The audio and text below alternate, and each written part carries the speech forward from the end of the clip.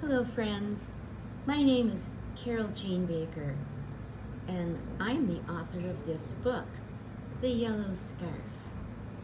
I hope you enjoy it.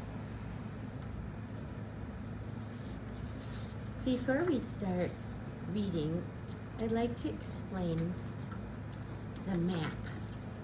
This is the map of the Isle of Dreams, and this is where the characters live in my story.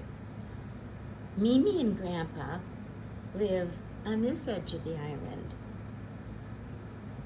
Benjamin Jones lives over here. The bear lady lives over on this part of the island, and the farm is right in the middle. Now, there really is such a place like this because I used to live there, and it happens to be in northern Wisconsin. But I'm not supposed to tell you the real name of that island. You understand. Chapter 1. A dog named Riley. Mimi and Grandpa O'Brien lived on an island in northern Wisconsin called the Isle of Dreams. One sunny fall day they went for a walk, and pretty soon they saw a sign that said, "Free puppies today." Mimi looked at Grandpa and gave him a hopeful smile. "I know what you're thinking," grumbled the old man. "I don't want a dog. Dogs are nothing but trouble. You'll just forget about it." But Mimi pretended not to hear him. She took off like a rocket to find those puppies, and Grandpa had no choice but to follow her. Soon they reached a tiny cabin. A door opened, and out scooted an orange puppy with long floppy ears. A lemon yellow scarf was tied around his neck. His eyes sparkled in the sun when he ran to meet them. "Oh my!" exclaimed Mimi. "He looks just like a sweet potato." "Huh! Sweet potato indeed," her husband said sourly. "His ears are much too long, and his nose is candy pink. If you ask me, he looks more like a troublemaker." Grandpa shook his head. No, Mimi. Let somebody else have him." "Hey, not so fast," cried Mimi. "You should be the last person to talk about long ears and a pink nose." Grandpa knew that his big ears would make an elephant jealous, and it was true that his nose got pink in the sun. "Ah, fiddlesticks!" He threw his hat on the ground. "All right, Mimi, have it your way." He bent over to pick up his hat, and without any warning, the pup, who looked different, put a very wet kiss on Grandpa's face. And from then on, a dog named Riley was the old man's best friend. Chapter 2. Big Trouble on the Island. There you can see there's Mimi, and there's Grandpa, and there's little Riley. It was late in the day. The orange pup followed Grandpa to get the mail. Two big dogs from the farm were on the road. They rolled their eyes at each other. "Well, what's this, a sweet potato?" Tornado asked. His brother Timber frowned. "Huh, just look at that silly yellow rag around his neck." Then the dogs chased Riley into the corner of the garage. Tears slid slowly down his pink nose. "Ha! What a crybaby," they teased. Then Timber and Tornado ran back to the farm. The old man then picked up the sad pup, and he took him into the house. That night, the night sky soon settled over the forest.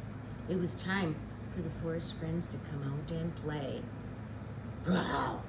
grunted Bear. He was digging for insects. "Have you heard the news?" "What news?" asked Owl. "Have you heard that someone new lives here?" repeated Bear. Yes, I know, answered Deer.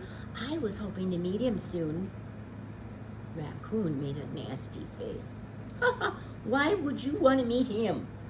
Only a dummy would wear a yellow rag like that, and he continued to gossip. Timber said he's a crybaby, and Tornado told me he looks just like a sweet potato. Deer giggled.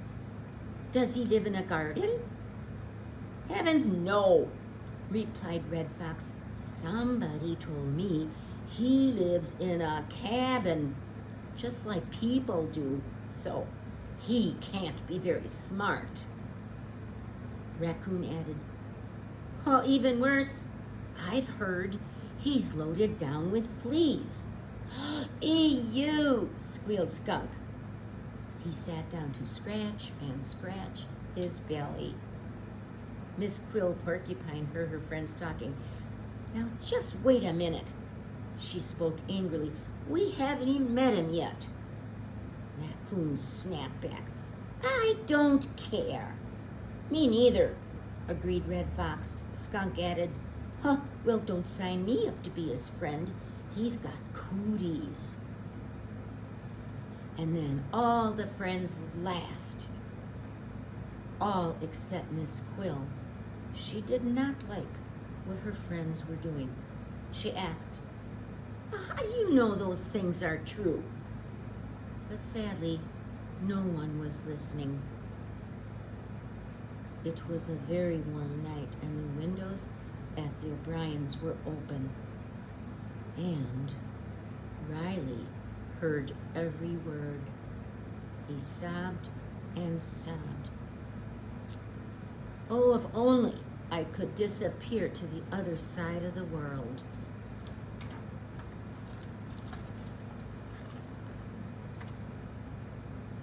There he is. He's feeling very, very bad. Chapter 3, Miss Quill and the Yellow Scarf. Rumors started spreading quickly about the new pup. Miss Quill felt just terrible. She had an idea. Maybe I can find a nice treat for him. Porcupine looked and looked and looked. This one is just perfect.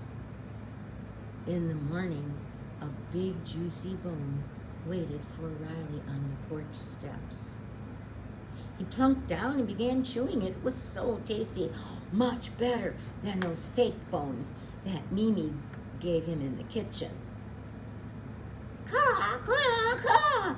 Quick as a wink, a huge crow flew down and snatched his bone away. And then more crows landed, and they all flapped their wings and they cackled. Smiley Riley, sweet potato pie. We took his bone to make him cry.